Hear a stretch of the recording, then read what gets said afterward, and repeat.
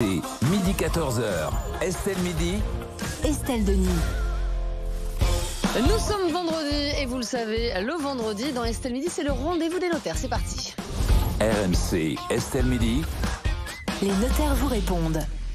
Et aujourd'hui, on est avec Maître Boris Vienne. Bonjour Maître. Bonjour Estelle. Et on va parler union avec cette question d'Alix. Elle a 31 ans et elle vous demande, Maître, bonjour, je suis en couple depuis 5 ans. Mon conjoint et moi envisageons d'aller plus loin.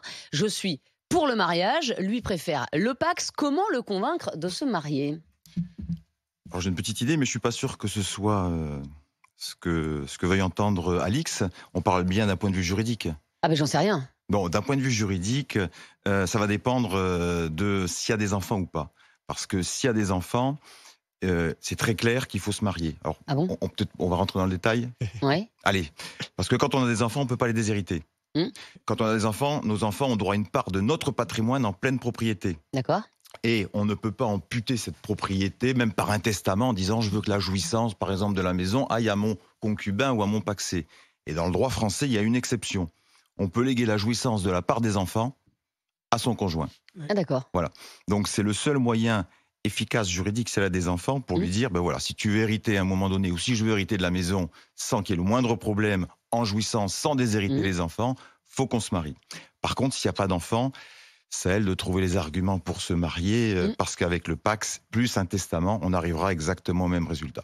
Ou alors après, quand même, au niveau du symbole, le Pacs, c'est quand même pas ça. Enfin, c'est moins ça quand même que le mariage, quoi. Alors, c'est très important ce que vous dites, parce que là, on parlait d'un point de vue juridique, mais c'est vrai que d'un point de vue symbolique, le fait d'être marié, et notamment, alors, c'est peut-être mon expérience personnelle, mais à chaque fois qu'il y a eu un décès, avec des gens qui étaient pacsés, avec des gens qui étaient mariés, l'acceptation dans la famille du défunt n'était pas du tout la même. C'est-à-dire que quand vous êtes marié, eh ben, il y a un lien inconscient qui fait que vous faites partie de la famille. Quand vous êtes pacsé, quand vous êtes concubin, quand bien même ça ferait 20 ans que vous seriez ensemble, c'est pas tout à fait la même chose. Si on hésite entre le Pacs et le mariage, on peut aussi regarder combien ça coûte. Maître, on est bien d'accord qu'un mariage coûte beaucoup plus cher qu'un Pacs, notamment quand on divorce.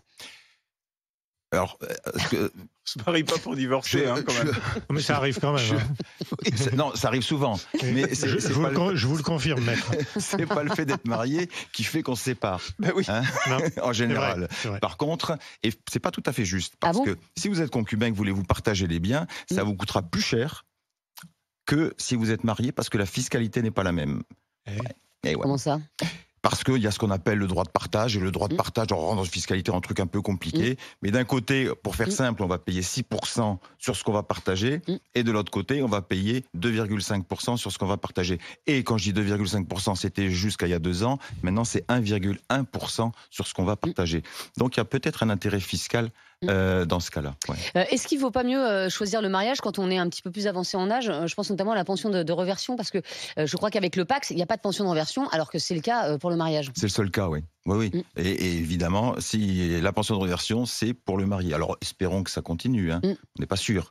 Mais si ça continue, il fait aujourd'hui, seul l'époux, le conjoint survivant, donc celui qui était marié, pourra bénéficier de la pension de reversion. Ah, je vois Jérôme Lavrieux qui a une question, manifestement. Ça n'existe pas pour un couple qui était pacsé, dont l'un des membres décède.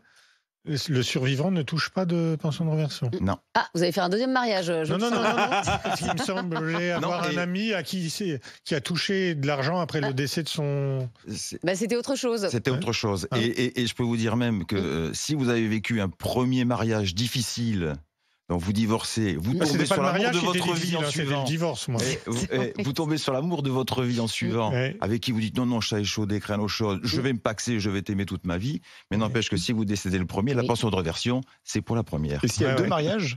Ah ben il y a une, en fonction du nombre d'années, il y a une ventilation. Merci pour toutes ces précisions. Boris Vienne, le rendez-vous des notaires tous les vendredis dans Estelle Midi. Dans un instant, on va retrouver Christophe Cessieux, l'intégral tour avec la première.